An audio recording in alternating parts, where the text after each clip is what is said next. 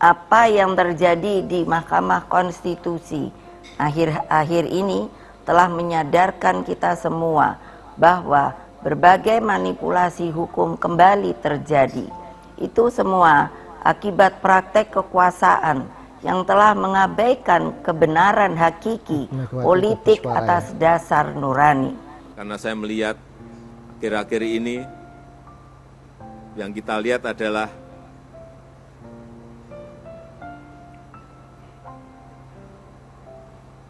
terlalu banyak dramanya, terlalu banyak drakornya, terlalu banyak sinetronnya. Sinetron yang kita lihat.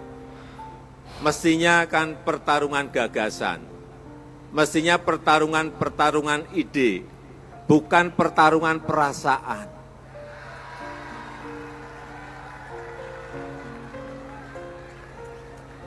Kalau yang terjadi pertarungan perasaan, repot semua kita. Ya, pertemuan urun rembuk terus-menerus tokoh-tokoh bangsa ini sebesar dan sebanyak mungkin untuk dua hal. Yang pertama, saya mengutip kalimat Gusmus, memberikan nasihat kepada kekuasaan, kepada elite-elite politik, bahwa apa yang sudah berlangsung itu melukai perasaan kita semua. Walaupun kata-kata melukai belakangan kan sering disebut sebagai sok drama, sok sinetron, kebanyakan drakor. Tapi itulah yang perlu dilakukan oleh para budayawan, tokoh-tokoh lintas agama, iman dan keyakinan, kemudian juga para pembela-pembela demokrasi, pejuang-pejuang hak asasi manusia, juga termasuk mereka yang bekerja di ruang-ruang anti korupsi seperti Pak Eri Riana dan kawan-kawan. Itu tadi ya beberapa tokoh-tokoh senior bangsa seperti Ibu Megawati dan beberapa budayawan, pegiat anti korupsi, tokoh-tokoh senior yang curhat ke Gusmus di Rembang ya, di mana mereka menyuarakan kegelisahan mereka terkait dengan kondisi bangsa di akhir-akhir ini, terutama terkait dengan permasalahan di MK yang terjadi belakangan ini. Karena lolosnya syarat capres dan cawapres ini diduga terkait dengan karpet merah untuk Gibran, dan nyatanya memang digunakan Gibran untuk maju sebagai cawapres dari Pak Prabowo. Dan bahkan Majelis Kehormatan Mahkamah Konstitusi atau MKMK juga sudah memutuskan bahwa Anwar Usman ini melanggar kode etik berat dan diberhentikan dari jabatannya sebagai ketua MK. Nah, para tokoh-tokoh bangsa ini begitu gelisah dengan kondisi saat ini karena berbagai aturan ditabrak, bahkan konstitusi juga ditabrak hanya untuk meloloskan Gibran yang notabene adalah anak dari presiden aktif saat ini, yaitu Pak Jokowi. Inilah yang menimbulkan kegelisahan di kalangan tokoh-tokoh senior bangsa ini. Belakangan ini memang banyak para tokoh-tokoh senior yang bersuara terkait kondisi bangsa saat ini, karena mereka takut jika hal ini dibiarkan dan dianggap biasa saja, menabrak aturan konstitusi ini, mereka itu takut Indonesia akan kembali ke masa keterpurukan masa lalu, di mana terdapat pemerintahan yang otoriter, semuanya dikendalikan oleh satu kekuatan, dan rakyat tidak bisa bersuara, rakyat tidak bisa mengungkapkan pendapat-pendapat mereka secara bebas, secara demokratis. Dan langsung saja berikut ini adalah videonya. Yudikatif ke lembaga konstitusional itu. Kemudian juga ada situasi lain adalah bahwa ancaman terhadap azas jujur dan adil pemilu yang akan kita lakukan 14 Februari mendatang itu tidak bisa berlangsung dengan baik. Itu sehingga perlu kiranya ada urun rembuk terus-menerus dari, saya menyebutnya tokoh-tokoh bangsa ya. Beliau-beliau keberatan disebut itu. Makin tua kadang-kadang makin arif gitu ya. Jadi nggak mau disebut tokoh-tokoh bangsa. Mungkin karena nggak pernah tutup. Kalau toko kan ada buka pagi, malam tutup, kira-kira itu. Jadi mereka itu kenapa mereka nggak mau disebut toko bangsa.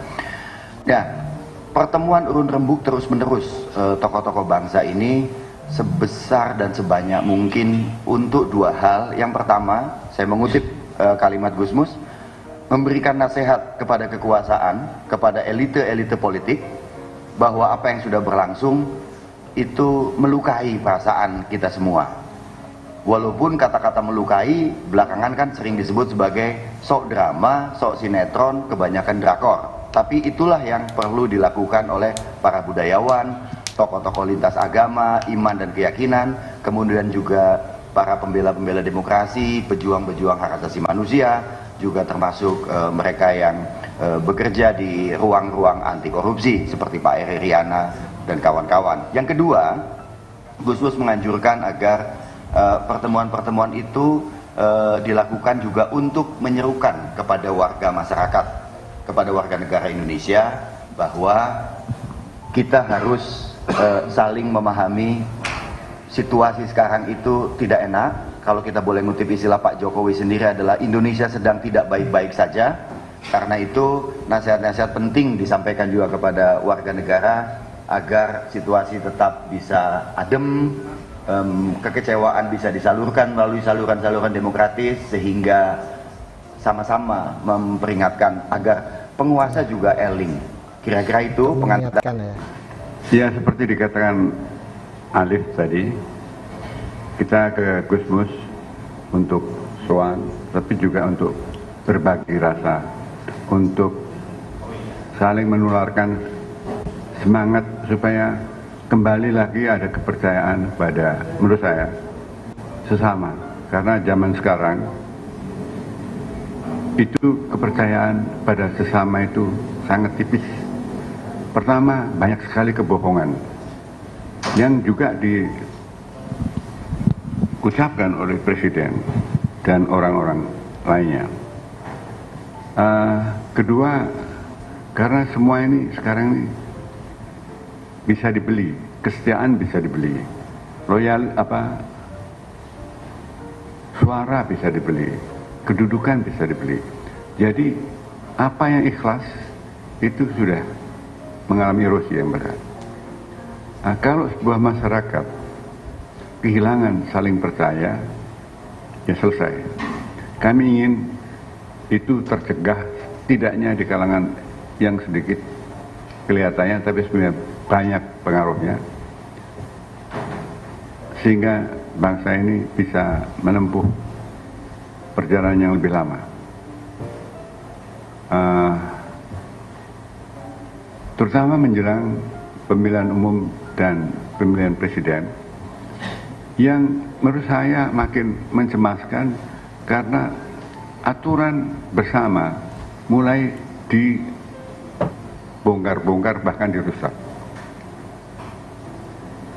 Terjadinya skandal saya sebut di Mahkamah Konstitusi menunjukkan itu.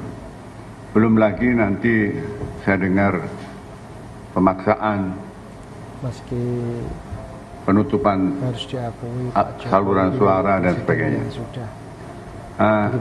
Kalau itu terjadi, Pilpres yang akan datang itu bisa tegang. Mestinya ada yang menang, tapi kemenangan itu kemenangan yang kosong. Karena yang menang sebenarnya itu kalau ada legitimasi, bukan hanya legalitas. Artinya diterima, masuk akal, dan masuk sesuai dengan hati nurani. Ini yang mungkin tidak terjadi. Siapapun yang menang akan cacat. Dan cacat kepada mereka itu akan terbawa terus, sehingga politik tidak akan berlangsung dengan sehat. Kami ingin supaya itu tidak berlarat-larat. Kita tidak bisa, kami yang di sini-sini kan, apalagi saya yang paling tua, tidak akan sanggup mengatasi itu semuanya, tapi paling tidak seperti kata Gusmus, mengingatkan, menasihati. Ya, menasihati kata yang... Saudara-saudara sekalian, keputusan Majelis Kehormatan Mahkamah Konstitusi telah memberikan cahaya terang di tengah kegelapan demokrasi. Keputusan MK tersebut menjadi bukti bahwa kekuatan moral, politik kebenaran, dan politik akal sehat tetap berdiri kokoh meski menghadapi rekayasa hukum konstitusi. Kita semua tentunya sangat-sangat prihatin dan menyayangkan mengapa hal tersebut sampai terjadi. Berulang kali saya mengatakan bahwa konstitusi itu adalah pranata kehidupan berbangsa dan bernegara yang harus diikuti dengan seluruh-seluruhnya. Konstitusi tidak hanya ditaati sebagai sebuah hukum dasar tertulis, namun konstitusi itu harus memiliki roh yang mewakili kehendak, tekad, dan cita-cita tentang bagaimana bangunan tata pemerintahan negara disusun dan dikelola dengan sebaik-baiknya, seperti yang dicita-citakan oleh para pendiri bangsa. Apa yang terjadi di Mahkamah Konstitusi akhir-akhir ini telah menyadarkan kita semua bahwa berbagai manipulasi hukum kembali terjadi. Itu semua akibat praktek kekuasaan yang telah mengabaikan kebenaran hakiki politik atas dasar nurani. Saudara-saudara sekalian, seluruh rakyat Indonesia yang saya cintai dimanapun kalian berada, jangan lupa kita adalah bangsa pejuang. Kita bangsa yang mampu mengatasi berbagai cobaan sejarah. Karena itulah dalam situasi seperti ini, mari kita kawal pemilu 2024 dengan nurani dan sepenuh hati. Kita jadikan pemilu 2024 sebagai momentum untuk mendapatkan pemimpin terbaik yang benar-benar mewakili seluruh kehendak rakyat Indonesia, mengayomi agar Indonesia menjadi bangsa hebat, unggul, dan berdiri di atas kaki sendiri. Rekayasa hukum tidak boleh terjadi lagi. Hukum harus menjadi alat yang menghadirkan kebenaran. Hukum harus menjadi alat mewujudkan keadilan. Hukum harus menjadi alat mengayomi seluruh bangsa dan negara Indonesia. Dengan keadilan inilah kemakmuran pasti akan bisa diwujudkan. Karena itulah terus genggam erat semangat reformasi itu.